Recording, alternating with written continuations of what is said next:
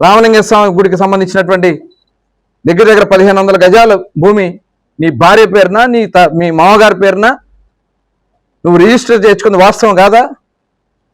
కావాలని ఆక్షన్ పెట్టించి అవసరం లేకపోయినా ఆ భూములకి దేవాలయంకి ఆస్తిగా ఉన్నటువంటి ఆ భూముల్ని ఒక ఉద్దేశపూర్వకంగా ఆక్షన్ పెట్టించి ఆక్షన్లో మీ వాళ్ళకి మీ బినామీలుగా వచ్చేలా చేసి దాంట్లో వాటా పంచుకుని 1500 గజాలు నీ భార్య పేరున మీ తండ్రి మీ మామ పేరున చేసుకుంది వాస్తవం కాదా? ఇన్ని పాపాలు చేసావు నువ్వు, ఇన్ని పాపాలు నువ్వు మాట్లాడతావు.